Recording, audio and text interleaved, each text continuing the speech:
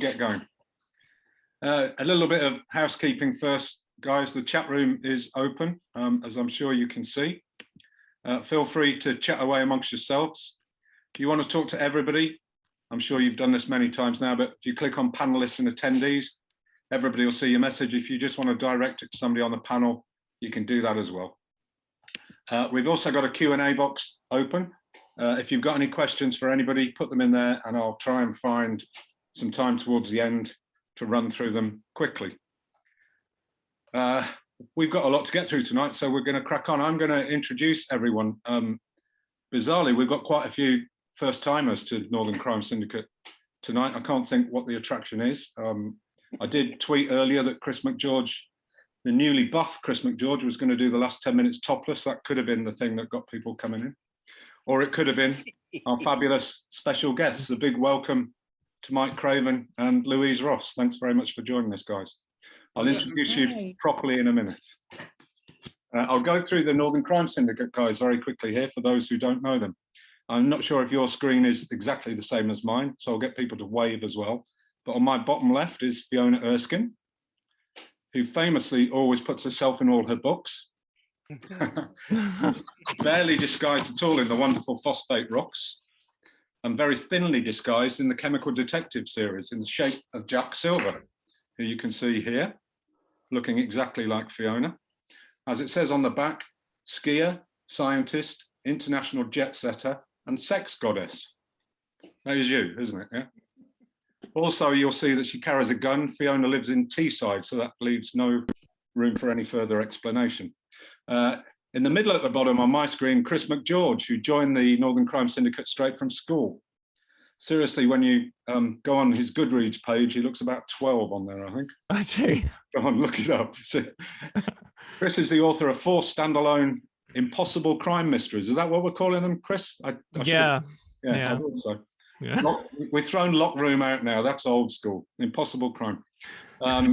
Guess Who, Now You See Me, Inside Out, and most recently, Half Past Tomorrow. Excellent work. Judith O'Reilly in the middle of my screen. Or do I call you Jude now? Is that? Not yourself out either. We'll come back to that later, maybe. Judith is the woman who really puts the North into the Northern Crime Syndicate. Not only is she the writer of the enormously successful non-fiction book Wife in the North, but also of 2 cracking thrillers, Killing State and Curse the Day, featuring the walking time bomb, Michael North. Adam Peacock, where's Adam? Top right-hand corner on my screen, big Christmas jumper. Adam's the voice of the Northern Crime Syndicate. Adam's been hosting the Northern Crime Syndicate podcast since the start of lockdown, featuring such luminaries as Ellie Griffiths, Will Dean, and tonight's guest Mike Craven, as well as several agents and publishers, most recently Karen Sullivan from Arenda Books. Adam writes as A.M. Peacock and is the writer of the police procedurals Open Grave and Grave Intent, featuring DCI Jack Lambert. Do you know how many podcasts you've done, Adam? Must be getting on for around 30 now. It's 27. Yeah. How many bodies in your last book, Rob? Parker? 7. 27. See, I do my research. Eerie. Great link. Graham Norton's going to want me to write his links after that. Rob Parker, the laughing boy of the Northern Crime Syndicate and winner of the Nicest Man in Crime Fiction 5 years in a row. Rob is the author of 5 books in the excellent Ben Bracken series, the standalones Crooks Hollow and Blackstoke, and last but definitely not least, the first in a new series featuring D.I. Brendan Foley, Far From the Tree. Cheers. Good evening, everyone. Bottom right-hand corner, Robert Scragg, who, like me, often has an erroneous S chucked on the end of his surname.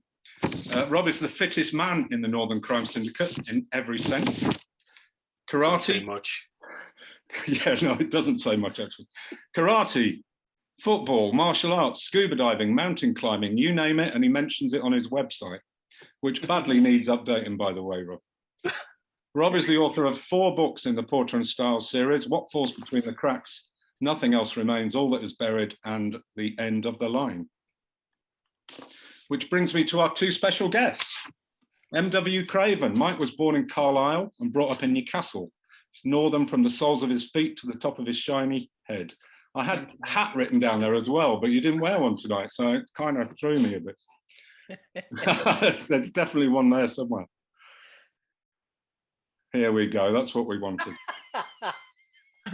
Author of the Avison Fluke series and more recently the 4 award-winning Poe and Bradshaw books, The Puppet Show, Black Summer and The Curator, all of which were nominated for the CWA Gold Dagger. Puppet Show won it. And most recently, the Sunday Times bestseller Dead Ground. Last year, Mike brought a pork scratchings advent calendar to the party. What have you got this year, Mike? Brewdog.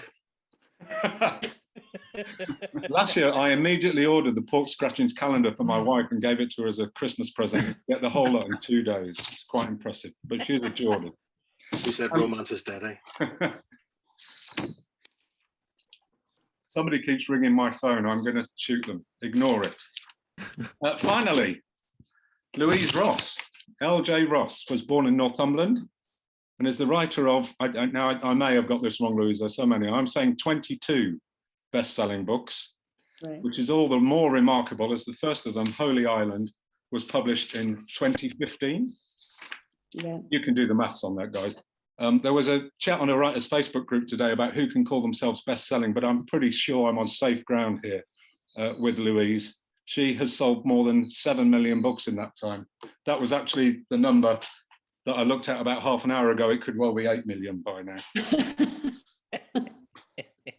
Sorry, my phone has now been unplugged, so they can't call me. With 18 DCI Ryan books and 3 Alexander Gregory books in the bank, Louise started a new series this year, set in Cornwall. Despite this, in the spirit of diversity, we're still delighted to welcome her to the Northern Crime Syndicate Christmas party. Lovely to have you with us, Louise. Lovely to be here. Shall we do a giveaway to start the evening? Why not? Yeah. I'll shout at once. Rob Parker, would you like to talk about your giveaway and throw a question? What we're going to do tonight, guys, is throw a question out now and again. First person to get it right in the chat room will win a free whatever it may be. I'm assuming it's going to be signed books, but we'll see what people offer up. Well, and Rob Parker is going first. So as soon as you think you got the answer, bang it in the chat room and we'll try and pick up whoever answers it correctly first. Well, yeah, I've got slightly different this one in that I've got a new book coming out on January 6th. It's the sequel to Far From the Tree, and it's called And Your Enemies Closer. But it's out. It's got a year exclusivity on Audible, and so I can only do that. That's the cover. There you go. I don't have anything to hold or anything like that, but that's what it's going to look like. There you go. So I'm going to give away a download code to that, so that on the day of release, just type in the download code and a free copy will hit your phone. So to win that, both Far From the Tree and Your Enemies don't even know the title. And Your Enemies Closer take place in which northern town? Whoa, boom. Straight away. Straight away. Fastest finger first. Yeah. Am I right in thinking that's Karen Royal Cross? That's what I've got. Yeah. Karen, thanks so much. I look forward to sending you a download code for the new book as soon as it's out. And if they send me the code earlier, which is what happened last time, I'll ping it your way. Rob, is that the first time in any Zoom chat room that the words Warrington, yes, Yes, I think that's right. Yes. I should have said at the start, and Karen, I hope you don't have regrets about winning that, but we're only going to allow everybody to win 1 book each, so you're done now. So don't bother shouting out the other books. Now, I'm sorry if you were desperate to get the entire collection of Louise's work or Mike Craven's 17 books. But, you know. Karen Royal-Croft is actually in The Botanist. So no way. Devastated, yeah. Oh. Right, Sorry, now Karen. we've got rid of the first giveaway. Should we have a little chat with people? Let's go. I'm going to go bottom left. Fiona Erskine, let's have a talk about 2021. Phosphate Rocks. Top 10, what was it? In the 10 best books in the literary review this week. And given that it was on the top of the list, I'm assuming it was their favourite. Well, it might have been the lowest of the 8, but no, that was a bit stunning. And it was also really nice to be alongside the review of Dead End Street, which was pretty stellar as well. But yeah, in June this year, I published Phosphate Rocks with Sandstone Press. and it's a kind of sketches of my very first job in a fertilizer factory, and it's dead exciting to discover that I'm not the only one who's interested in chemical engineering. All of you wonderful readers seem to have, well, maybe two of you, Kathy and Gordon, thank you, seem to have enjoyed it too. So it was very close to my heart, great fun to write, and it was absolutely wonderful finding Sandstone Press, who were willing to take a go at a book which everyone else said was unpublishable. So it's a fantastic book, Fiona. I mean, as we've discussed in the past, I'm the least scientific person in the world, I think, and I was thoroughly immersed in it. It's a very clever way of threading science into a kind of crime story. It's like packing greens into a kind of hiding them in the stew, so that I can put my science into you. Whether you like it also shows how resilient you have to be, I think, in writing, because you had rejections, but look, you're in the literary review. Yeah, absolutely. And what about 2022? I mean, I know the answer to this. I'm just letting you deliver the wonderful news. The next book in the Jack Silver series, she blows things up to keep people safe. That's set in Brazil, and it's called The Chemical Cocktail.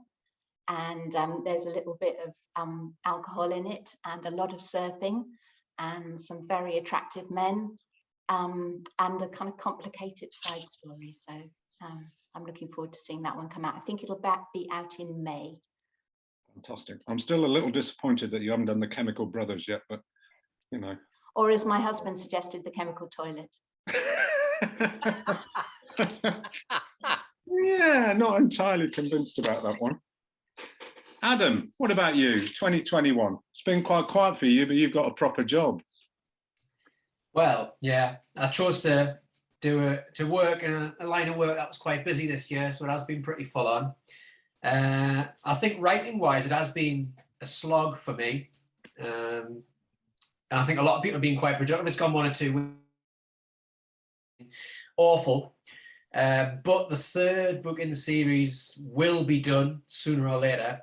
I'm back on that, so I know where I'm going. I don't have too much left to go with it in the first draft. The plan is to write it as a trilogy. There's probably going to be lots of death.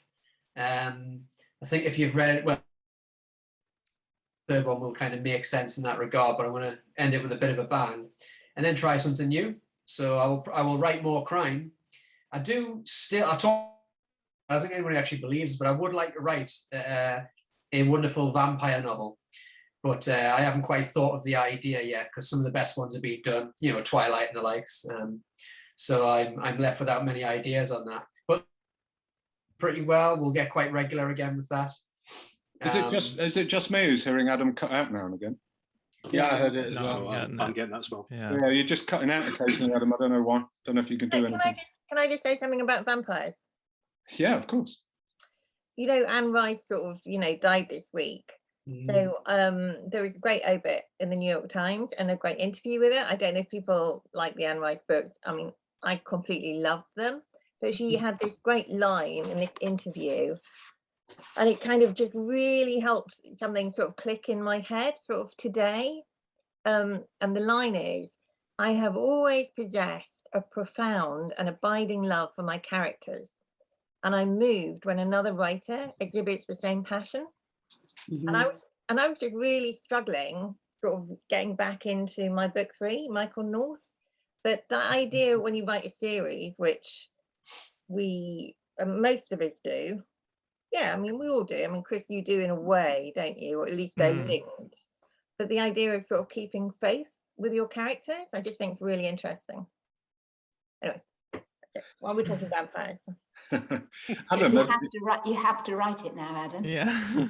Yeah, I mean, I don't know if anybody's read the book Anno Dracula by Kim Newman, and that's fantastic. Like that's the book I wish I'd written. Set in kind of Victorian times, a lot of character time appear in the book, and it's just brilliant. Honestly, it is brilliant. The first 2 in particular in that series are great. So if nobody has read them, please don't. I'll write something very similar, and you can enjoy that. Haven't you been running lots as well, Adam? Yeah. I was a bit put out when Rob got the title of fittest person on the I Northern was Crime going to say you're Syndicate. like the Forrest Gump of the Northern Crime Syndicate, aren't you? Yeah, Oh, I sorry, did Manchester not Marathon earlier in the year in October. That was hooray. I've done one before. I tend to run half marathons really, but that nearly finished us off, so that was fun. But I'll be doing a lot more running next year, hopefully. And that's if I make it through. I mean, I've just had my booster jab today, and I feel like I've been shot in the arm. So I'm expecting a lovely, sleep tonight. I'm sure I'll wake up tomorrow feeling great. Adam, did you? I didn't, and maybe I missed it, but did you have a title for the third book? Have you got another grave title? No, but I'll take. It's got to have grave in it. So we have open grave and grave intent. If people have any suggestions in the chat, I'll take the best ones, and I'll give you a shout out in the acknowledgements if I decide to use it in the end. Sounds perfect time for you to do your giveaway as well. Okay. Yeah, that could be a good title for the third one for sure. Okay, so my question, those who follow me ardently, of which I'm sure there are millions, will know that I'm a big fan of Matt Veselovsky's work, and recently got an interview at Newcastle Noir when I hosted a panel there, which was good fun. My question is, what is the name of the main protagonist in Matt's series? Bang. Bang. Ridiculous. It's almost as if people have got answers ready to copy and paste, isn't it? So if Dave doesn't have either of my books, he can have both, and if he has one, he can have the other. So just let me know. Outstanding. Well done, Dave. Louise, let's go to Louise now. Let's take one of the guests in. For those who don't know, Louise lives in the middle of nowhere in a valley where the reception isn't brilliant, so she may delay a little bit. It's not, she hasn't been drinking that much, honestly. She's fine. You do have a Bailey's. So 2021, let's talk about being shortlisted for the CWA Dagger in the Library. That's pretty fantastic, really. Yeah, lovely. I mean, you know what, it's always flattering to hear about things like that. It's wonderful. I don't know about you guys, though, but I think probably, you know, if you lead a busy life and your mind is very much on your writing and on real life, you know, these things sort of take you a bit by surprise because you're not thinking of it. And I think it comes back to what Judith was talking about with her quote from Anne Rice, which is that, to be honest with you, if you are sort of spending any time imagining things or thinking of it, and you're not working hard enough and you're not kind of focusing on your actual day job. So yeah, and I mean, this year's been really busy for, I mean, we've just had a second child. So my baby girl is 6 weeks old now. And, you know, I've got an 8-year-old son, and we moved out, and, you know, all these real life things whilst, you know, running a publishing enterprise and writing. So yeah, it's been another busy one. I just thought 6 years since, you know, got into the industry. I don't know where they've gone. They've just gone in a blink of an eye. And yet, amongst that, you still managed to write at least 2 books and edited a third, which is pretty impressive. That's better than my output, and I haven't got any of those issues. Yeah, you know, I think I totally agree with what Judith said. I think that you start to miss your characters a bit, you know. I like the fact that I write different series now, because then I can sort of take a break from them. It's like friends, you know, it's nice to have a wide circle. And so you can kind of visit them occasionally in different ways. So yeah, it's quite nice creatively to be able to hop and skip, and obviously different plans for 2022 as well, you know, maintaining some of the old characters, but also writing new ones, which will be really exciting. And also in a slightly different genre as well, so. And can you say a little bit about Everyday Kindness?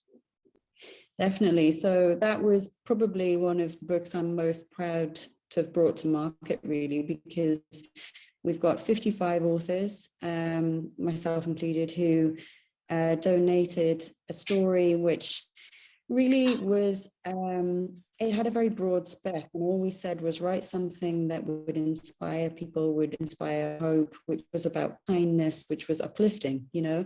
We said write a story that less than 5,000 words, because we're putting together an app all in aid of shelter, and I think it very much came off the back of you know, the COVID-19 crisis, because as we kind of major crisis, it's always the most vulnerable who get it in the neck even more than they already do. So, you know, we just felt that it was something that we could do. I mean, use our skills in a really positive way. And I think also from a lot of the authors who very kindly contributed, I hear from them that it was a really nice exercise to stretch themselves to do something that they wouldn't perhaps ordinarily be doing, you know, because a lot of them were writing across genres. We've got romance writers, crime writers, you know, across the publishing spectrum. So it was a really, you know, wonderful project to be part of, and it's still available. So yeah, if anyone would like to do something nice at Christmas time, all proceeds go to shelter. Fantastic. I think the three of you contributed, didn't you? The two Robs and Judith, is that right? Yeah, it was surprisingly hard, I thought, to write a story about kindness, you know, with no dead bodies in it, and you know, no car. It was definitely a departure from the norm, wasn't it?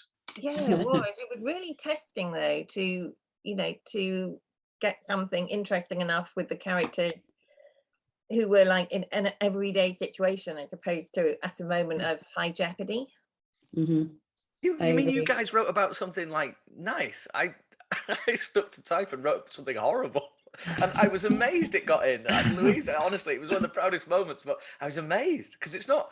The story's really not about a traditional kindness, really.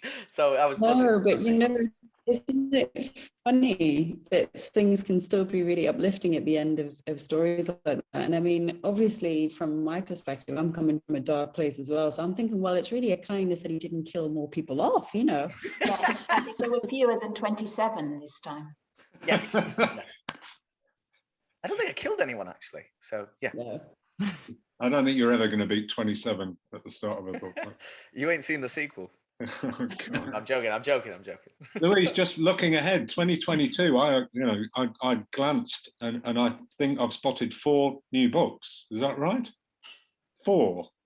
At least, yeah. We've got, yeah, it's going to be actually a bit more like 7. So we've got, I've been stockpiling. I've got new DCL Ryans, new Gregory books. It's my sort of psychological profiler. I have my next suspense novel, which is only 1 year for those out every July. So that's the Cornish series. And then I have a brand new series starting, which is all about border reavers. So that's going to be, I suppose the best way to describe it is it's a little bit poldarky for the Northeast, really. It's kind of got a bit of everything, and I would say that it's set adjacent to the right time scale, you know. It's a real family, but it's about a fictional family who were sitting alongside a lot of the reaving families at that time. So sounds absolutely fantastic. This is the Reavers, isn't it? Yeah, it sounds great. And just a quick word as well, desperately searching through his notes about the Lindisfarn Prize for Fiction. Yes, yeah. I read somewhere that it was to recognise superb crime writing in the Northeast. So what happened this year with the prize? I know. I heard afterwards, I was like, Rob Scragg, what? Well, you know, it's all done blind, and I have to say, and all jokes aside, it was a really wonderful, I mean, you know, you can spot talent when you read it, and you know, we were very, very proud as a judging board to award it to Rob. So we'll be returning in the new year into our 4th year. For those who might not have seen my social media around about the time I won it, I did offer a blood sacrifice, which probably had something to do with it when I nicked an artery as part of the celebrations. So. You did. Oh yeah, I remember that. Yeah. Clearly worked, mate. That seems a good time to move on to you. Do you want to talk us through your 2021? Yeah, it's been quite an eventful one, actually. More so in the first half. So book 4 in the series, my Port and Style series, End of the Line, came out in hardback in January, paperback in June. And this series is actually on kind of indefinite hiatus for now, while I'm working on a few other bits and pieces. And also had some really good news early this year when I signed with my new agent, David Headley. And then literally the Lindisfarn Prize came pretty much straight after that. So at the time, that was kind of it felt like that was like the pinnacle of my writing career almost. Let's hope not, mate. Well, as long as I don't have to do the whole blood sacrifice thing for every time, I'm going to have some kind of success. It'll get a little bit tedious after a while. So I'm moving away from police procedural. The work that I'd submitted for the Lindisfarn Prize is now a full-length novel called Helix, which is currently out on submission. And I'm now working on another standalone. And then I can't quite match Louise in terms of productivity, but I've also been doing a little sideline of writing some true crime podcast scripts over the last 3 or 4 months for a show called Deathbed Confessions, which is currently available on Spotify for anyone who is into that kind of thing. And it's been an interesting departure from the fictional side of things, because obviously, like I said, it's true crime, but they specifically wanted crime writers who could dramatize to a degree some of these the real life events that have happened. So it's been really, really interesting so far. And yeah, I'll hopefully be finished my next standalone by middle of January, and we'll see what happens with that. So it's kind of all hands to the pump. And like Adam, I've got a full-time 9-to-5 job still as well. So juggling those has been a bit of an interesting challenge, especially with 2 feral toddlers on the rampage as well. That's not a joke. I've seen them. They are feral. I can testify. Honestly, no exaggeration. Can you, for the Porter and Stars fans out there, I know you called book 4 the end of the line, but is it the end of the line, or do you think you might come back to them at some point? That was a pure coincidence. As it happens, that wasn't the first title I suggested, and we went back and forward. That was like title number 12, I want to say. And it wasn't until after they accepted it that I thought, yeah, that sounds a bit final. And in my head, I probably had definitely 1, maybe 2 other stories. However, it does, no spoilers, but the book ends at a place actually that could be a good natural break, be it a permanent break or a temporary break. So I would like to go back to them at some point, but I think to Louise's point, it's quite refreshing to have a bit of a change. Yeah. And step away from it. And I think you can often go back to something like that with a really renewed sense of purpose when you do go back to it. So I think for me, probably step away from it for at least a year or 2, because I've got enough other ideas that are kind of shouting louder in my head at the moment. And then we'll see where we're at. Okay, great. And do you think you might do your giveaway now? Yes, why not? So I'm going to be giving away a copy of End of the Line. And the question, so most of you would have seen in the news the confirmation that there was absolutely no Christmas party in Downing Street last year. It was, in fact, an emergency Cobra meeting to determine who was the 1982 Christmas #1 hit single. But what I'd like to know is, according to an article in The Guardian, how many people attended the emergency Cobra meeting, Definitely Not Cheese, Wine, Nibbles and Christmas party at Downing Street? Oh, you've stumped them this time, Rob. And if we don't get a specific on the head answer, I'm timing it, we'll give you 30 seconds. No one's got it yet. 15 seconds left. They've been reading crime books too much and not often reading the news, clearly. 5 more seconds. Someone's been close. No. Oh, yeah. Oh, boom. Yep. Stop the clock. Rob Briggs, 50. Well done.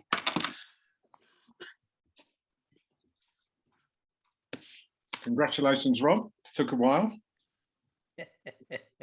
Should we go to Mr. Craven? Why not? Why not? Moving around. Mike, tell us about your 2021. Yeah, it was all right. Yet another Gold Dagger nomination. To be honest, I wrote a few. I forgot about that. I don't mean that in a knobby kind of way, because it was for the creator, and which is book 3 in the Post series, and I've submitted book 6. So I'm just so far ahead of like what's sort of happening in the awards. The awards thing is a bit weird, isn't it? Because they all have different time criteria. So books. Yeah, I mean, because I was shortlisted with books in 2019 when the Puppet Show won. I was still getting shortlisted for other awards in 2020, and it was annoying. Yeah, how annoying! I was like, you hate it when that happens. So yeah, the creator was long listed. It didn't get shortlisted, and it didn't win. I think the right book won this year. I think We Begin at the End by Chris Whittaker, which was easily my book of last year. It pretty much won every award going, didn't it? When the Fixins. Yeah, I don't like to talk about it, Mike. Thanks. Fabulous book. Yeah, sorry, you were shortlisted for it as well, weren't you? Never mind. I mean, it's just one of those things. I mean, if you were shortlisted that year, you knew you weren't going to win. I mean, absolutely. And the funny thing was, he didn't prepare a speech. I know. The same way I didn't prepare a speech in 2019, which is why when it was awarded at 11:15 at night, and David Headley, mine and Rob's agent, had been feeding me champagne since 4:45. My speech was memorable for all the wrong reasons.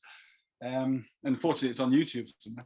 We will be, by the way, we will be doing our books of the year later. Last year, I had to rule out anybody saying We Begin at the End because everybody pretty much had picked it. I think it'll be a broader field this year. Yeah, so that was nice. Dead Ground being an instant Times bestseller was, and that's a big team achievement, obviously, because you write the book, but it's publicity and marketing and do all that. So that was nice for everyone. Being selected for the Quick Reads program next year for the adult literacy thing, that was pretty cool. And the story's done, and it's quite a fun story. It's got a great joke about macaroni in it.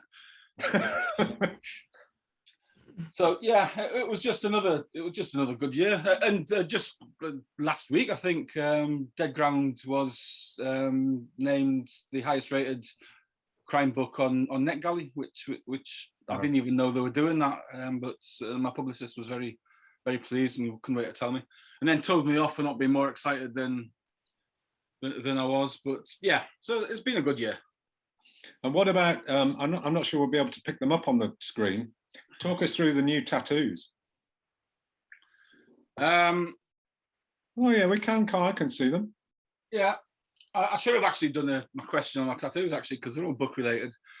Do you know, there's an Irish saying which is like throwing your cap over the wall, which basically means you throw your cap over the wall, so you've got no choice but to follow it. Obviously, you can't get another cap in Ireland. You only got one. But, I mean, the theory is sound. So this was sort of me saying, right, I'm a writer now. That's what I do. I'm not going back to social work or probation or anything like that. So they're all book related, and I've been wanting tattoos on my fingers for ages. So they're pretty spectacular. I think they're quite cool. My wife wasn't sure, but now she's wanting one on the thumb. So I think she's coming around to the idea. And what about 2022? We know you've got The Botanist coming out. I've seen you floating proofs around on. Yeah, The Botanist. So that's out in June. We've got the Quick Reads book out in April. I think it's out. It's been put back slightly because it's been released on World Book Night, which is again pretty cool. So I mean, Graham Norton's on that list. So hopefully I'll get to meet him. Or in fact, hopefully he'll get to meet me. And is that the cutting season? Is that the quick read? It is, yes. It's the cutting season, and it was a very strange experience actually, because the adult literacy reader goes through it and asks you to change certain words. So words like elderly were considered too complicated, so you have to change it to old and things like that. So some of my, and I write fairly accessible books anyway, and I think that's from being a probation officer, writing court reports, but even I was taken aback by sort of how accessible they wanted that language. So it's good. And even words that are one word, they put hyphens in them to make it more accessible. Words like sledgehammer is now 2 words in the book and things like that. But it's a really cool program. My publisher have given away 6,000 copies of it to prisons and libraries and things like that. So I'm looking forward to getting that, to putting that out in the public domain, and everything's only £1. So the ebook's only £1, the paperback's only £1, and I think the audiobook's £1.99. So it's accessible in every way. So that'll be good. It's a great scheme. And what about? Did you say you've written 6? Is that 6 Poe and Tilly books that you've got up your sleeve? Well, I've got The Botanist. I've got the one after, which will either be out in 23 or 24. So there'll either be a 2-year gap between Poes, because I've got something else in the pipeline which unfortunately I can't talk about. but I've got 2 out next year. I've got the cutting season out, so there's Okay. sort of 6.5 that are in the bag. Fantastic. So I won't be writing another Poe until I won't physically be writing one until 23 now at the earliest. Okay. I'll come back to you later for your giveaways. I think we'll save you and Louise for the end. See the people who are patiently waiting to just try and answer your questions and ignoring all of ours as we go along. Fiona, I don't think, we didn't do your giveaway, did we? Find the button. No, not yet. Oh, why don't you do it It's now the time. Yeah, go So this is thanks to Judith, really, but I would like to know. on. This is going to take some time, I think. No, it'll be quick. The chemical element that you think is most closely associated with Christmas. So you can give me the full name, you can give me the number, the atomic number, or indeed the atomic weight, if it takes your fancy.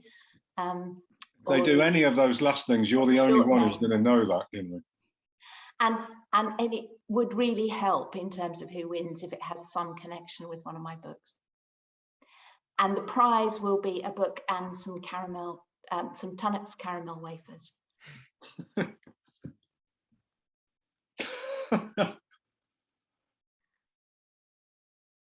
We'll let it keep running. Okay. I'll give it another couple of seconds. I told you this was going to be a longer one. They're all good answers. Snowflakes, Emily. Are snowflakes a chemical element? Joe, alcohol, come on.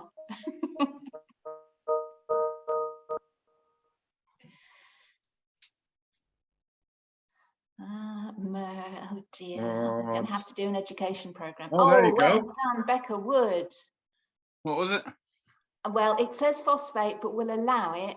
It should be phosphorus, spelled with a US, not an OUS, but we will allow it because it's the closest. So well done, Becca. That's my daughter, by the way. It's in case anybody thinks this is a fix. I have no idea where she came up with that from. Well, she heard the Tunnocks caramel wafers. Do I have to send those to Canada, Becca? If you're very quick, you can send it to my house, Fiona, because she's here for another few weeks. Yeah. Well done, Becca.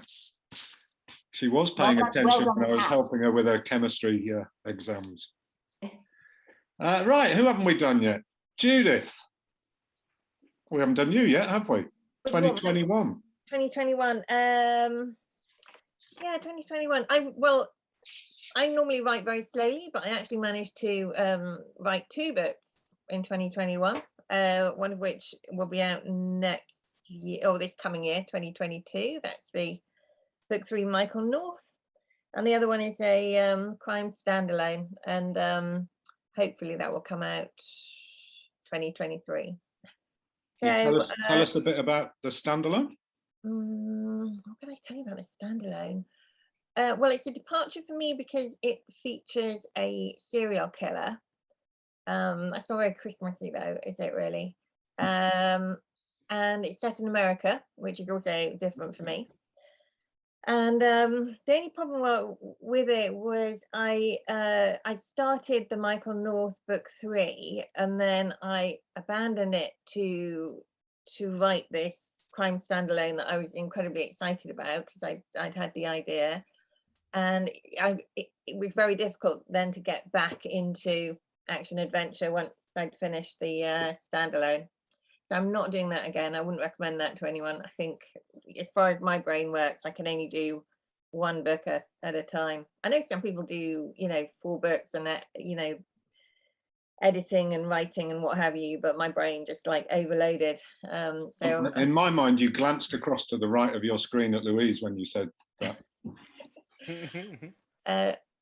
Well, I think Louise you just write them, don't you? Are you editing one and then writing another and then, I don't know, marketing another one, Louise? Or are you writing,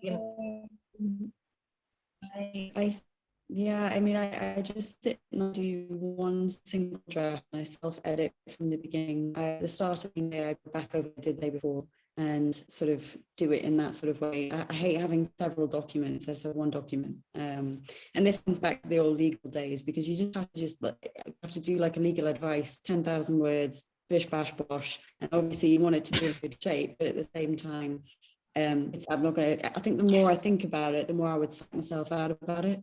Because isn't it a funny kind of profession that if you do think about it, like, start to doubt yourself? So actually, I think it serves me quite well to just get on. Yeah. Yeah, it's that thing of trusting the process, isn't it, really? Yeah. Judith, tell us about Sleep When You're Dead. Well, tell us specifically. I'm more interested in the name change. I think. Oh yeah, so if you want to see my sort of secret squirrel cover that has already been blown on Twitter, is that reversed or can you see it? I don't know, but it's really small.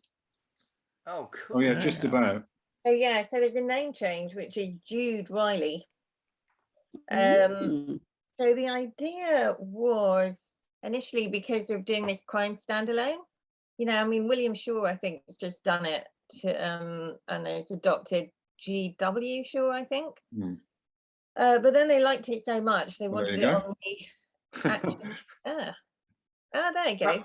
That's a clue when it comes to my book of the year next year. On the, they wanted it on the action adventures. Yeah, so call me Jude. I've never been called Jude in my life, but there you go. Is it deliberately androgynous or? It wasn't so much the androgyny. I think they thought they were very nice about it, but I think they thought that Judith was quite old-fashioned.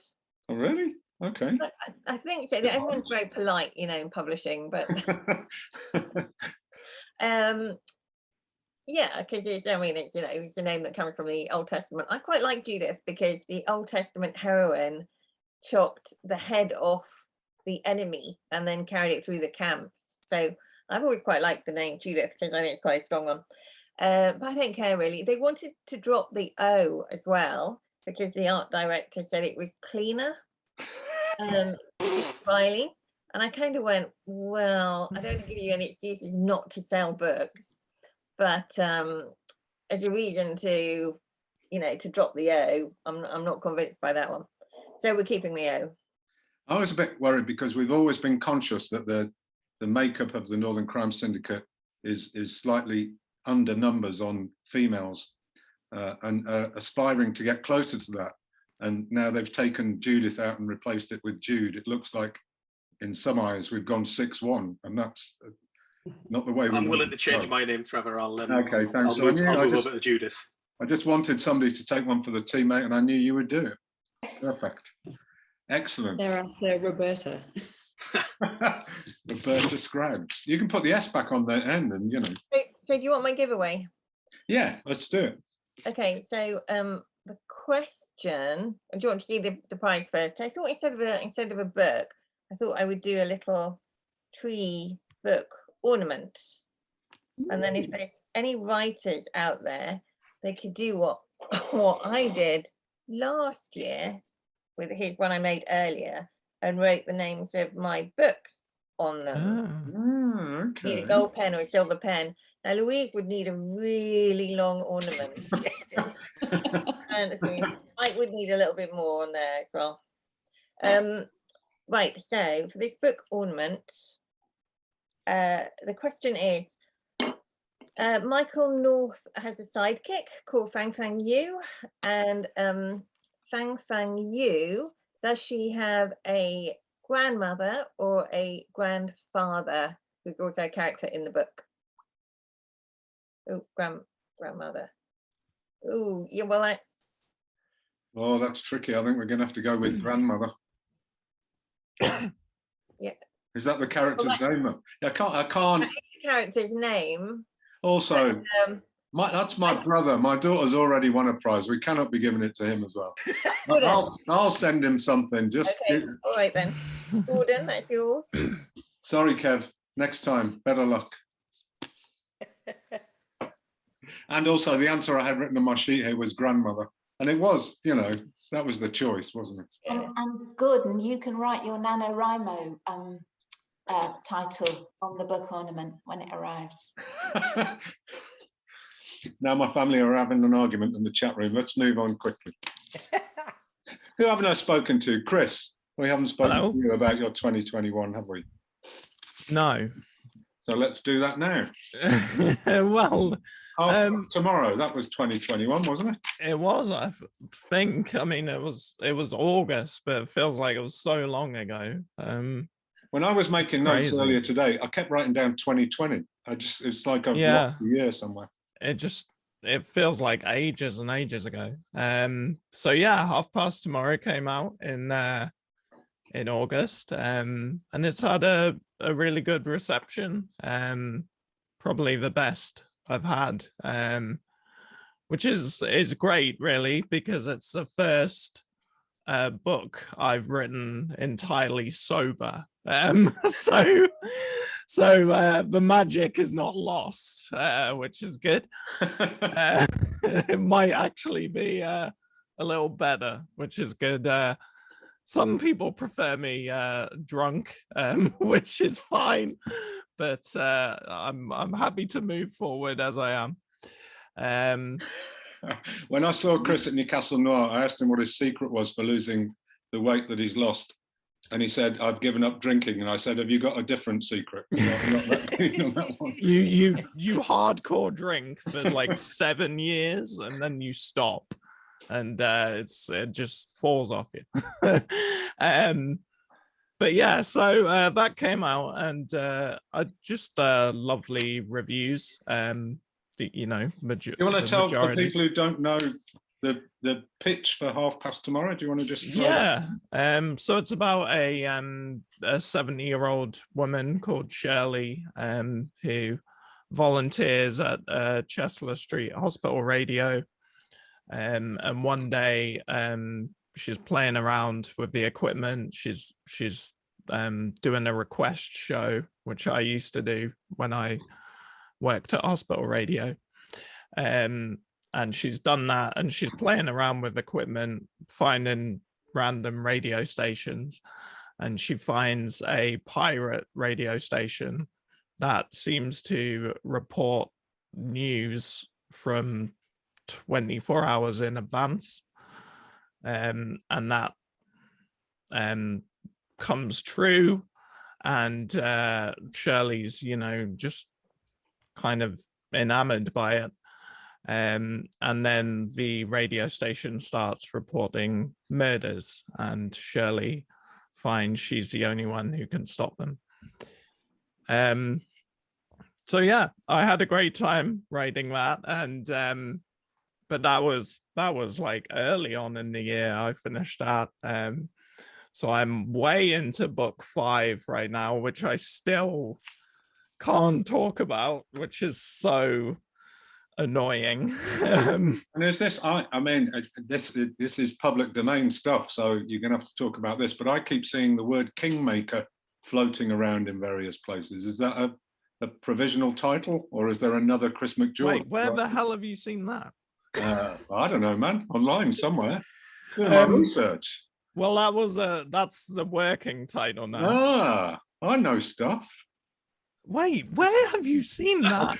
I don't Is know. that on Amazon or something? Look, just Google somebody else, somebody who's not Chris or me. Google Chris McGeorge Kingmaker. It came up all over. I think it was on Goodreads. Okay, that's great. I've been so good with not saying anything, and someone else is leaking my shit. Right. It didn't say. To be fair, mate, it didn't say anything about it at all. It just had kind of 2022 Chris McGeorge Kingmaker. All right. Well, I'll just tell you who fucking did it. Well, it was. No. Yeah, well, that was the working title. It's on Fantastic Fiction. It's on Amazon. It's on all sorts. Yeah, I've just seen it on Fantastic Fiction. It's the first Google result. Yeah, it's everywhere, man. They've released it, and you just don't know. That's all. Oh, great. Yeah. Okay. So, wait a minute. Christmas party. That's what it was. This is crazy watching you discover this in real time, Chris. By the way. Yeah, I'm Googling it right now. Okay, yeah, everybody's on the Waterstone. It's on Amazon, Chris. It hasn't got a blurb or a cover, but it is on Amazon. And Waterstones. You can tell this is live TV, guys. Live TV. That's what it's like. And Twitter in about 5 minutes. Everybody. No, in the chat it's room so, is on Twitch. right. It's so annoying because I have been so I'm not devastated, Dan. I don't care. It's because it's not actually called Kingmaker anymore. It was as of 1 minute ago. It was up until like a week ago. No, but I've been like so. Oh. Anyway, why do they do this? They just do this sometimes, don't they? Half the time they put the Loving covers. Did you see you get your cover on Amazon? Sorry, go on, Louise. I was just going to say, I'm loving this for the readers. You see, the veil of mystique of the author has been lifted. By this. Yes. This is what we actually worry and talk about. They did what? Yeah. We must have all seen our covers appear on Amazon way Yeah. before they've done a cover reveal or anything. They crop up all the time. Anyway, so let's just they have to put a title on just to get it booked in on a certain date, don't they? I mean, they can't just put title to be announced, but quite often they don't like doing that. So can we safely assume you're not giving away a copy of Kingmaker then in any form? It even has the release date, which I did not know until this morning. So it's out on the 10th of November 2022. It used to be called Kingmaker. It is, I don't know. So I'll just read it right now. The whole book. Yeah. It's I don't know. Let's try that again. That was an Alexa. I've just blown his mind. He's gone. We've lost. Yeah. He's gone. Like, do you want to do your giveaway, Chris? Focus. Do your giveaway. all right. What are you giving away? I'll talk you through it. You're not giving away Kingmaker. What are you giving away? I'll give away a copy of Half Past Tomorrow, signed, or if you win it and you've already got it, you can have any of them. That's fine. So yes, I have lost a lot of weight in the last year. In pounds, in a year, how much have I lost? In pounds. You're not meant to know this. I haven't announced it anywhere, so don't worry. Oh, I read it on Twitter earlier. Yeah, my Orion announced it probably. I've just seen a desperately close guess. Do we want to go nearest? Yeah, nearest probably. I think it was. My screen has gone crazy now, but I think it was Michelle said 42. Can anybody else source that for me? Just go back up. Yeah, you're right. Yeah. Yeah, the correct answer was actually 41. So I think we've got to give that. Yeah. Hell of a shout. Okay, cool. So a copy of whatever you want. Michelle, do you want to put in the chat room which of Chris's collection you would like? Half Past Tomorrow is the most recent. I'll just give you. Do you want a copy of Kingmaker as well? And the £41 you lost. You can have a copy of book 6 if you want. I don't even know what it is yet. Cool. Okay, where I'm completely thrown there. That was great. We still to do Louise and Mike's giveaway. I'm going to save that. I'll do mine now and get that out of the way. I'll take one for the team because there'll be about 3 people trying to answer because they're all waiting for the other 2 to go with theirs. I'm going to give away. I can give you an option. You can either have a paperback copy of One Way Street, or you can be slightly patient and wait until January and have a hardback copy of Dead End Street, the 3rd book in the series. And it's a very simple question, which I've written down on a piece of paper that I can't now find. Who reached number 5 in the singles chart in 1966? By the way, none of my family can go for this, with a song called Dead End Street.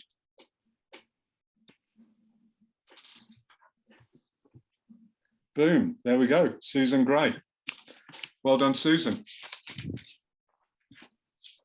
Thank you for not leaving me in the cold, hanging there for ages whilst nobody answered. How are we doing for, oh my God, this is overrunning terribly. Is anybody in a hurry to leave? Excellent. We'll just keep going. Louise, should we do your giveaway? Sure, yeah. Well, since it's Christmas, I'll give away all of my books signed. So that's 22, plus the bonus 23, which is our lovely shelter anthology, which is Everyday Kindness. So I will dedicate that to whoever people want. Just let me know. And my question is, who wrote and performed that lovely Northern song, Big River? There we go, immediately. Elizabeth Gowland. Awesome. Congratulations, Elizabeth. Congratulations, Elizabeth. That's one hell of a prize. Mike's going to have to give away his entire bookshelf. Mike's going, I should have gone the other way around, Mike. You've got to follow that now. I'm sorry. Get the dog scratchings in as well, just to sweeten the pot. Do you want to go now, mate? Yes, so mine is the question is from Dead Ground. The prize is a proof of The Botanist, which is not till June next year, but I've just got a small stack of these. So the question is, in Dead Ground, what does Tilly tell Hannah Finch to do after she thinks she's responsible for Poe's eviction notice? And that is not an easy question. Now we're finding the real M.W. Craven fan. Yeah. I can always hear the clacking of keys from around the quiet. country. Yeah, Susan, no problem at all. I'll contact you when I've got my copies in January.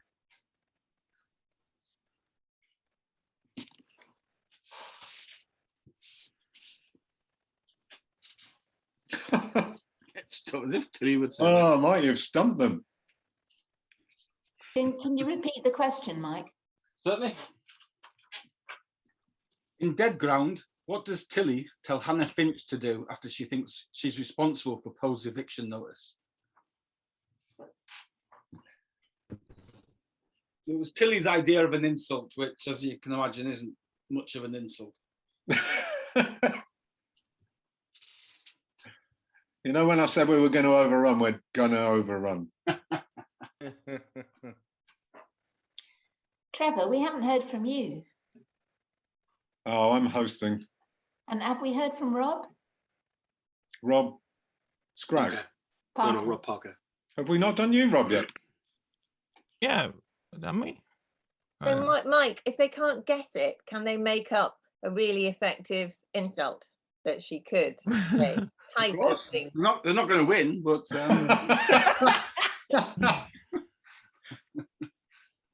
we'll leave it open for a bit. We'll leave it open. We'll come back, guys. You've got another, probably it's going to be about another 10-15 minutes, I think, before we wrap this up. Rob Parker, have I really not come to you yet?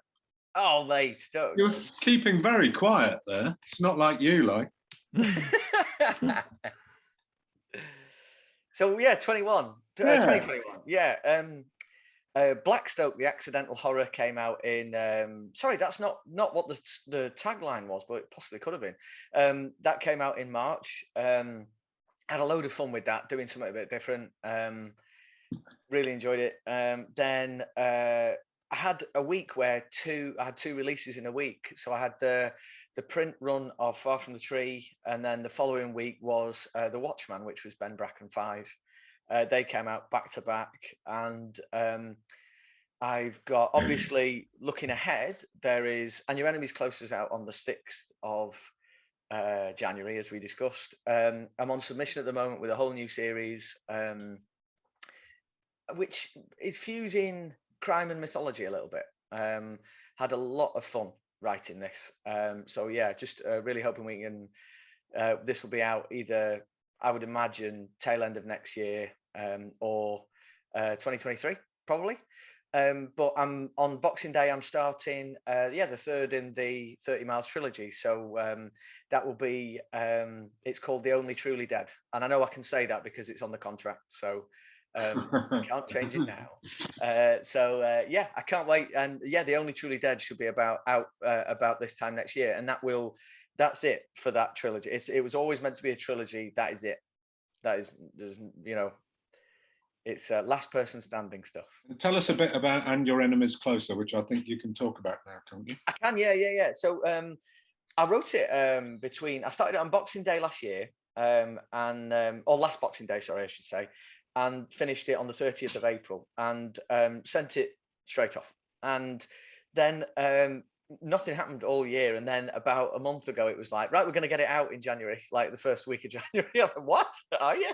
So it's been like an insane last 3 or 4 weeks of doing all the proofing, doing all the I couldn't even remember it. This is the thing, you know, what you were saying about you write so far ahead.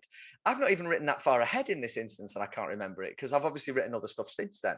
So going back and doing this has been great. Warren Brown's back in the recording studio doing the audio on this one. I just chatted to him tonight before I came on air about because he's back in the studio tomorrow morning doing the final touches, doing the last 20 pages. So very excited to see what he does with it. And I'm trying to work out what I can and can't say about any of this, but it's all out there, Rob. I've found it all. You may as well just chuck it out there. No, just speak out. But there's some it's really nice meetings at the moment going on, which is really pleasant to be involved with. But And Your Enemies Closer picks up 6 months after after Far From the Tree, a business deal between two gangs in the Northwest has gone wrong. It's gone wrong because Brendan Foley was right in the middle of it. He's not a cop anymore, so he doesn't have to play by the rules. And but he's gone too far, and he's got a price on his head. £1 million for him, an extra 500k for his family, and we go from there. So I had a load of fun with it, and I'm really enjoying writing at the moment. And what was I going to say? Is this coming out in all formats at the same time? Because the last one came out in audiobook first, didn't it? That's right, yeah. So it's out. Audible have got a year exclusivity on it, so they want it for themselves from January 6th for a year. So it'll be out in hardback, paperback, ebook on January 6th, 2023.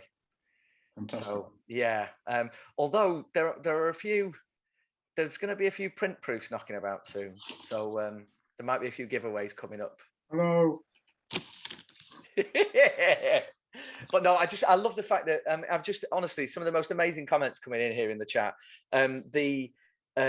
Not one of them are the answers to Mike's question. But just the response to Far From the Tree has just meant everything to me. You know, I've just seen before coming on that the wonderful Dave Graham's had it in his books of the year. Thank you, Dave. Honestly, it means absolutely everything. It's hard to say something that serious when you're wearing a hat this daft. I know that Gordon in there had it in as one of his audiobooks of the year. These things mean the absolute world. So thank you for everything. I just hope you like what's coming, and I just hope you're not too attached to anybody. Whoa, we've got an answer. Somebody's obviously found the book, Mike. Mary Jackson. Well done. Well done, Mary. I'm surprised. I'm just a bit surprised because I think Mary Jackson might be my mother-in-law. There's a bit of a family theme going on around here, isn't there? Who has actually already got a proof copy of The Botanist. Oh, really? Oh, I don't know. What do you want to do? You're going to send her another one, or do you want to give it to somebody else? Mary Jackson, it's not beyond the realms of possibility. There's two Mary Jacksons. Okay, we'll go with that. We'll pretend there's two Mary Jacksons. Why not?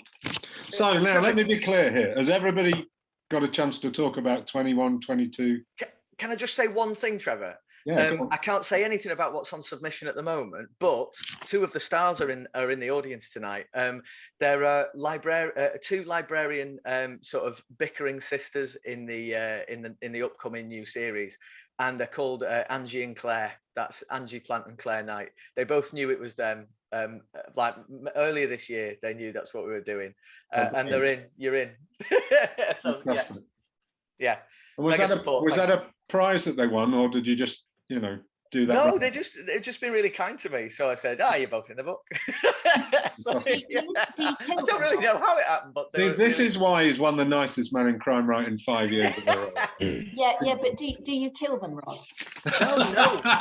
No, I really don't. Are they really horrible, Rob? Are they really well, horrible, unpleasant people?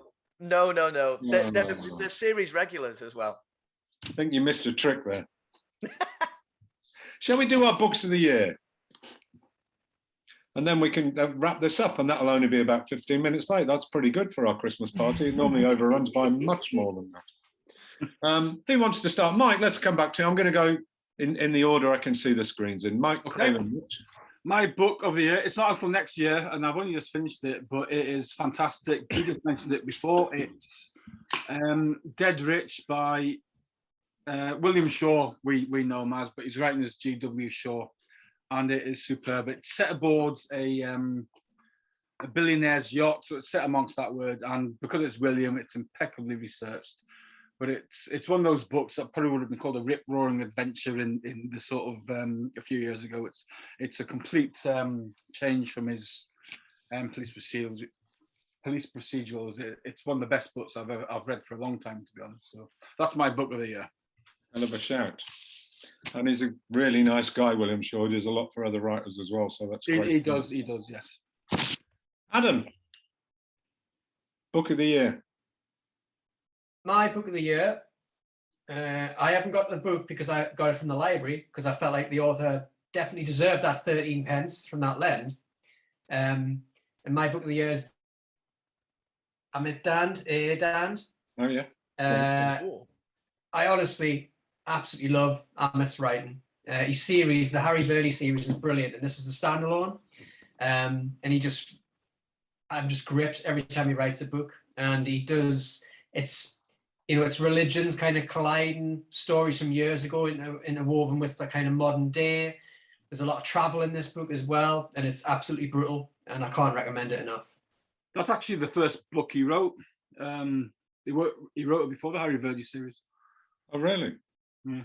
He actually, I met him at Crime Publishment in Scotland, and he won a free place on the back of that book. So that's back in 2013. Yeah.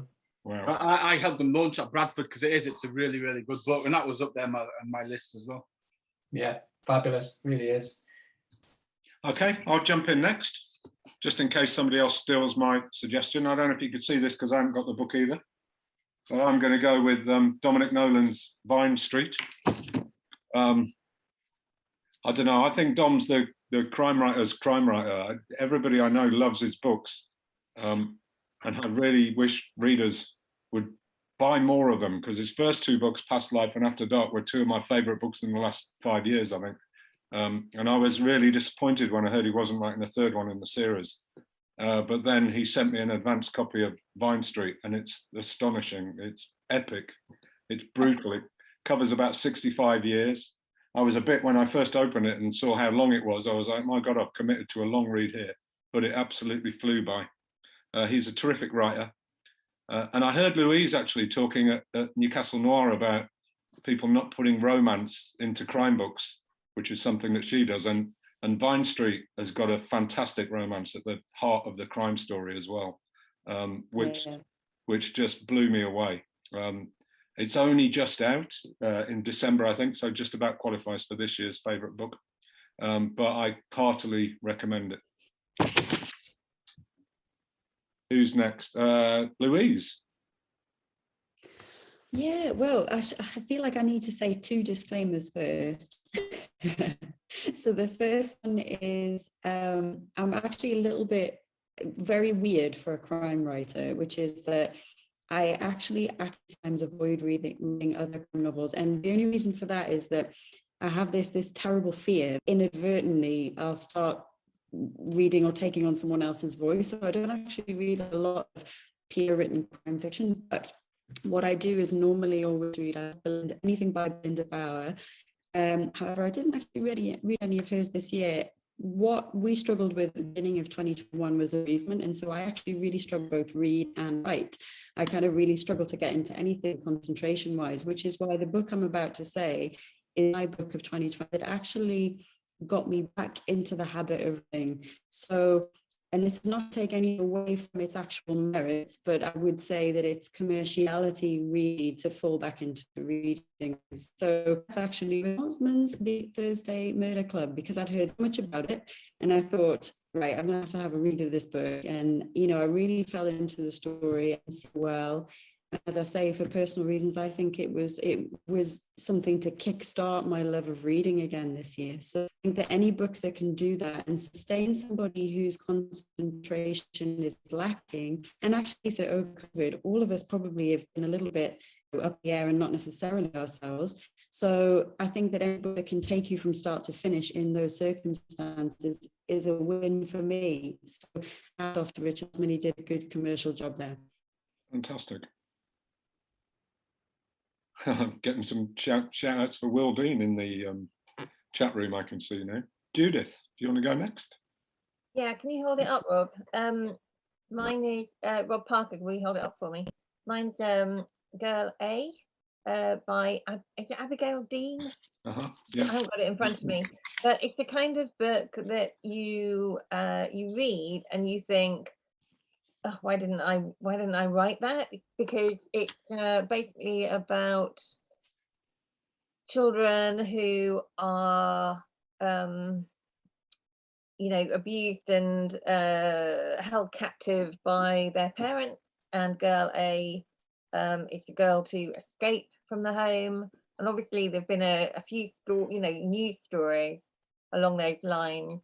It's incredibly effective, really well written, really gripping, and yeah, I'd recommend it.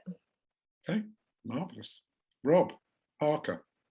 Yeah, well, I think you nicked mine. I did. Yeah. Well, my second choice was Joe Knox's true crime story. You can do that.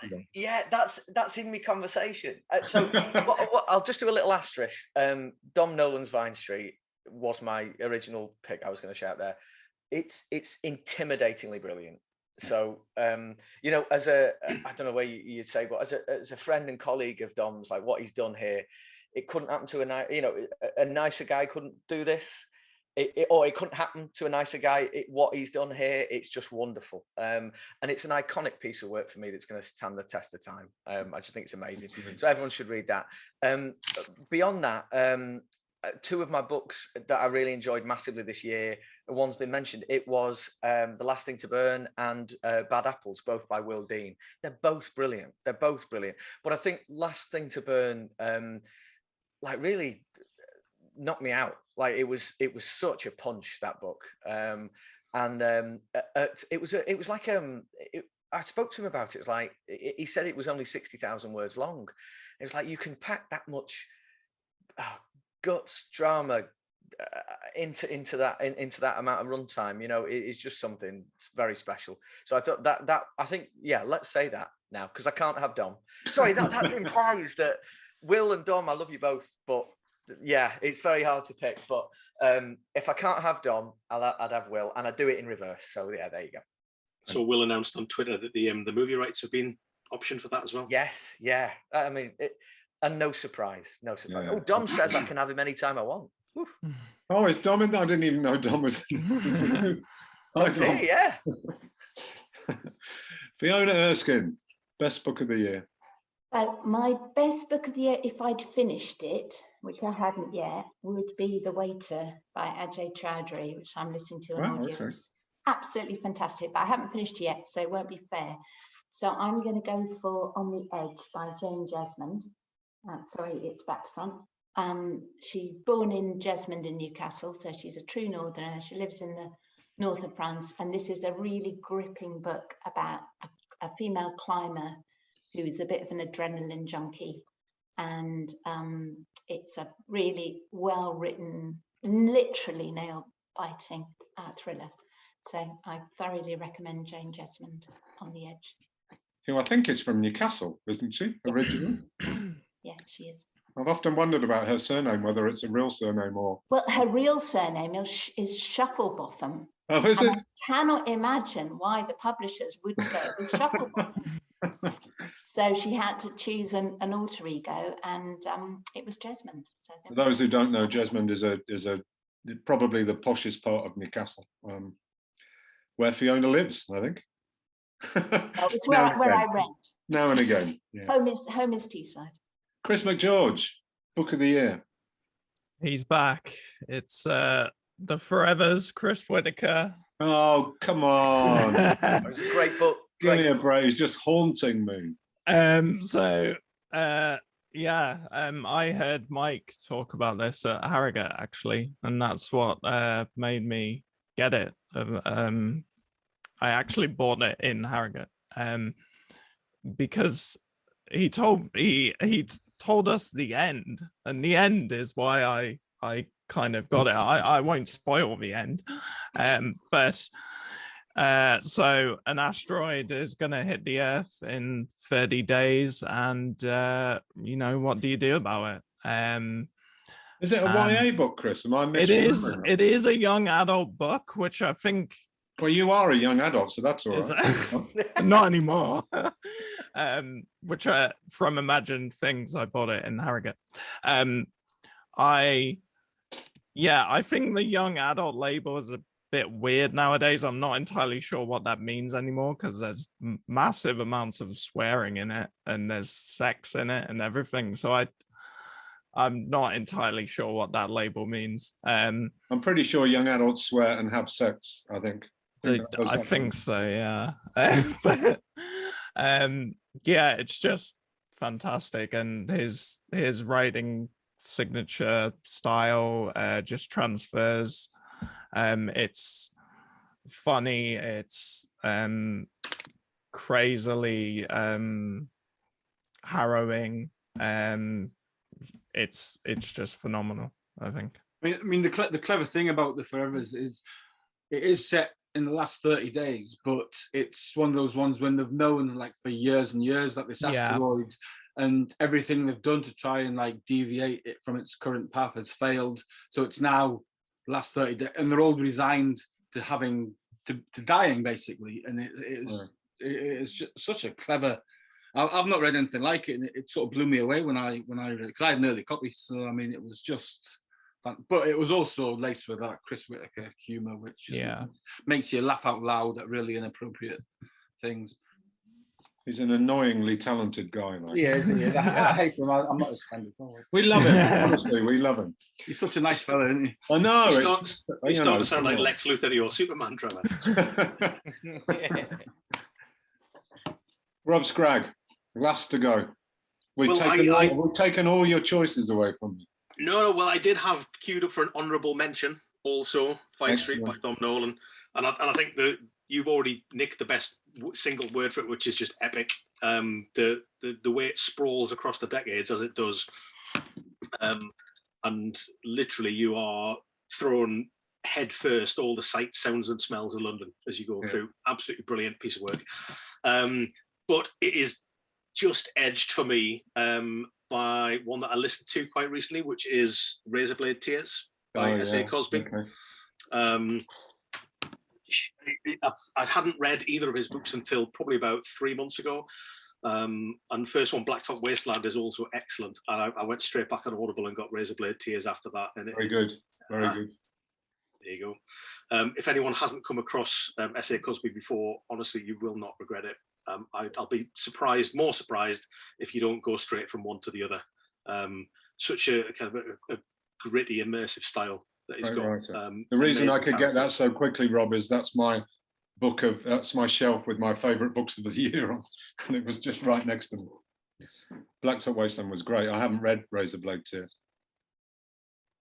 So Trevor, what about book 4? Is Jimmy Mullins coming back? Oh, my book 4. There is no book 4. Well, so you say. I've been very crystal clear. It's a Jimmy Mullen trilogy. Dead End Street, released in January, will be the last of the trilogy. And what about your standalone? I've just finished the first draft. In fact, I've literally today sent it to about 5 people to have a look at, including my daughter and my wife, who don't see any of it until I think it's okay. So I sent it to them today, and a couple of writers who look at my stuff early on. So yeah, it's well on the way. And Trevor, Heather Fitt and Dave Graham have asked if we can put a list of all the books of our favourite books up somewhere. Yeah, we'll put them on our Northern Crime Writing Syndicate Facebook page, and I'll stick it on Twitter as well tomorrow. I think I've. Them too. Yeah. If I haven't got a list of all of them, I'll message you and check what you said. I think we're done. We were going to go to TV shows as well, but we've now overrun by nearly 20 minutes. So I think we'll call it a day there, and we'll save our favourite TV shows of the year. Can I say thank you so much for everybody who came along tonight? We have got questions. Oh, sorry. Yeah, okay. I'll have a quick look at the Q&A. Is everybody okay to stay for another 5 minutes? Okay. Will Rob promise to laugh? I think we've covered that one. Okay, Leslie Torellas asked a couple, what would you most like to write about next? We kind of covered that as well, so I'll go to her other one. How closely do you identify with your killer in your books? Too closely. Very closely, very, very closely. I think you have to, don't you? If you don't, Yeah. I think somebody once said that you have to care about every character in your book as much as you do about your main character, and I think that's true. So I don't think you have any choice, otherwise it will come over in the writing, I think. That would be my answer anyway. What about you, Mike? You have a weird and wonderful collection of killers in your books. Yeah, I mean, in the Botanist, I would say is my first out and out serial killer book, and he's just an arsehole, basically. I mean, he's just a really nasty person, but by and large, I play about in the greys, so I do have a lot of empathy for my killers all the time. So I think you have to, don't you? I mean, if you don't, then you're going to come across a bit two-dimensional. So yeah, I think so. I think we'd pretty much be agreed on that one. Final one. What do authors find? This is from Joe Singleton. What do authors find is the hardest part of doing research, and how do you avoid not getting distracted, going down random subjects? Yeah, good question. I think the distraction part's a good thing, because you discover more stuff that unlocks new things. So I'm always happy to go down a rabbit hole. And just to go the first bit there, the hardest part of doing the research is forgetting how grim things are at times, as in terms of what it is you're actually researching. You do get a little desensitized. So only today, I wanted to find, this is really terrible, but I wanted to find a really horrible, outdated racial slur. So I'm so desensitized to typing in on Google what I want to find. I just typed in racial slurs, and I wasn't pleased with what I found, obviously. And then I caught myself like, Rob, what are you doing? And now this is in my history. Like, you know, and like the FBI agent who monitors me just be thinking, this guy's the worst racist ever. He has to Google things to shout and say. So yeah, I would say that certainly. Forgetting that it's actually quite grim what it is you're looking into. Yeah, it's tough. Anybody else want to throw something in quickly? Okay. Well, the hardest part of research is knowing what to leave out. I mean, I think that's always the hardest part, because what you find interesting because you've been researching it for 3 weeks just becomes a textbook. It's a bit like Dan Brown, actually. I mean, some of his books reads like a tourist brochure sometimes, doesn't it? And I'm hoping he's not listening, obviously, and blacklisting. That's the trick, I think, for research. It really is. It is true. Without giving away anything about my 4th standalone book, I asked a friend who's a bit of a physics geek to research about jamming phone signals, and they sent me like 3.5 pages full of stuff about how it can be done and what the implications are with, as you can see, diagrams. I basically boiled that down to about 2 sentences, really, because that's what's interesting, really, to readers. I think they don't need to know all the detail. So yeah, you need to leave most of it out. You need to do it all and leave most of it out, I think. You can run the risk of losing people in the detail, can't you, if you just have reams and reams and reams of it. Absolutely. Okay, that almost took us up to 9 o'clock, which is even later than last year's Christmas party went on, I think. So once again, thank you very much to all the people who came along tonight. Huge thank you to Louise and Mike for joining the rest of us at the Northern Crime Syndicate. It's been absolutely fabulous having you with us. And I think you grew our audience by about 75%. So thank you for that as well. And thank you so much for the generous prizes as well. Fantastic. We're hoping Northern Crime Syndicate to actually do some real events next year. That's kind of the plan. Obviously, the way things are going, it's all a bit up in the air at the moment, but I think we've got a tentative date in Gateshead. Is that right? Rob, do you know the date? Is that set yet? We haven't set the date yet. It's going to be, I think, possibly the second Thursday in March. Okay, sometime in March. To be confirmed. Sometime in March, Library. Gateshead Library. Hopefully, fingers crossed, there will be a live Northern Crime Syndicate event. Only the second one in history in our almost 2 years of being formed. I think at least a couple of us are, not me, but a couple of us are appearing at Bay Tales in February as well, I think. Oh yeah, I'm doing Bay Tales at Whitley Bay in February. Who else is doing it? Fiat? I'm interviewing Dr. Richard Shepherd, which would be really interesting. Oh yeah, okay. And I'm on a panel with Liv Kiernan and a new writer called Amen Alonge, whose first book is great. I've read that as well, and it's terrific. So maybe see some of you in Whitley Bay in February. But that's it from us. Good night. Thanks very much for coming. See you again. Merry Christmas, everyone. Yes, Merry Christmas, everyone. Merry Christmas. Bye-bye.